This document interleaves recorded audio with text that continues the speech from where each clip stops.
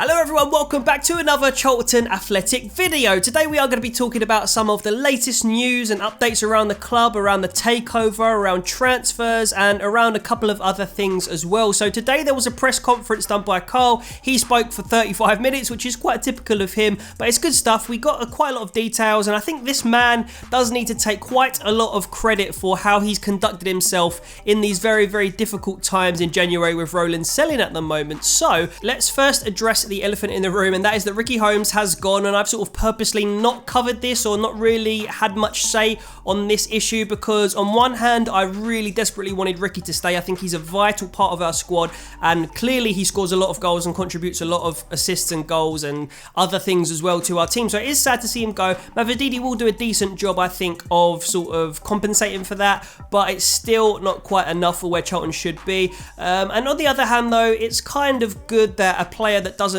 really have his entire heart and soul into Charlton, although Ricky did give, and I have to say this, I don't really hold anything against Ricky Holmes because he did always, as you can clearly tell, give everything for our shirt, but you know, the opportunity arose and with football these days, you only get a certain amount of time and footballers' careers are short, so if he sees Premier League football potentially a few months away, then can you really blame him?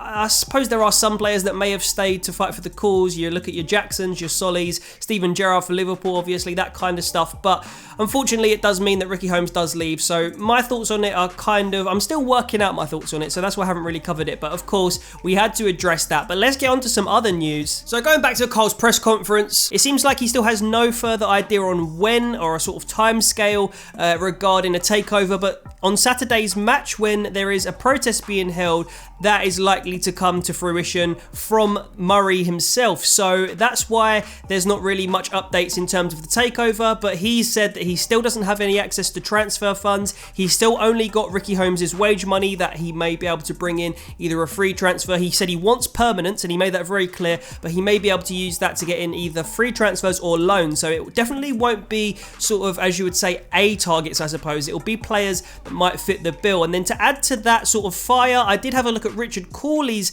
tweets and obviously the South London Press, and I can't remember the name of the other one, but there is another very reliable sort of press source, and Corley anyway on Twitter has said that there is one player who looks very, very good, or who is a promising player to get should we get him, and he thinks it is going to be a loan deal. So at least we may exit this transfer window at least even in terms of the numbers of our squad, or potentially even with one extra player. Of course, we all know we needed sort of a little bit of strengthening up front, a little bit of strengthening in midfield.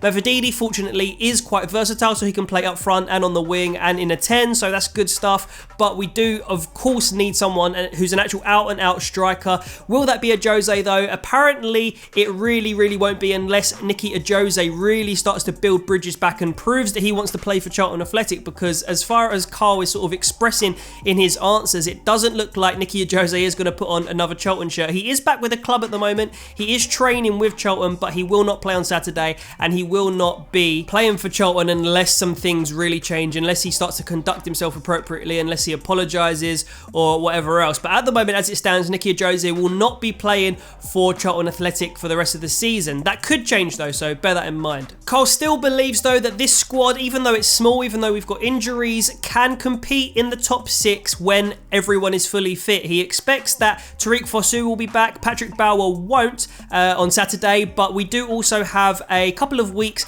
until everyone pretty much is back into full training and will be available unless there's any injuries between now and then. So that's a little sort of silver lining, a little bit of good news amongst all the sort of uncertainty around the club at the moment. And then the other bit of news that I do want to report today is that COPA90, who are, if you don't know them, they are a big sort of footballing network. They've got a YouTube channel with over 1 million subscribers. They've got over 100,000 followers on Twitter.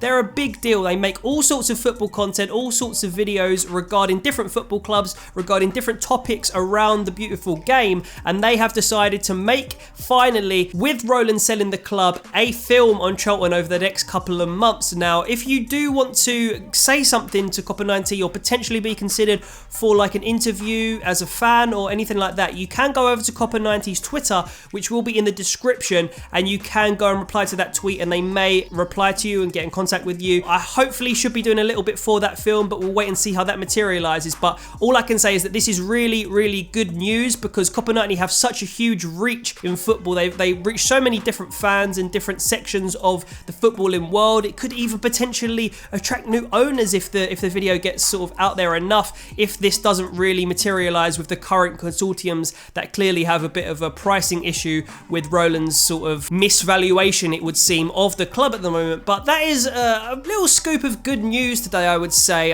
Although it's a sort of negative outline, it is sort of positives within that I think have come out today. The film, sort of the fact that Carl Robinson's got confidence in his team, his job role looks kind of stable at the moment at least, and we are going to potentially get another couple of players in, either permanently on free transfers or probably the more likely scenario on loan. So make sure you leave a like on this video if you enjoyed it. Make sure you stay subscribed for all kinds of Charlton football and new kinds of content. You can check out yesterday's video at the end of this video for a sort of different kind of content that I've started to create. And other than that, I will see you in the next video. Thanks for tuning in, guys, and sweet.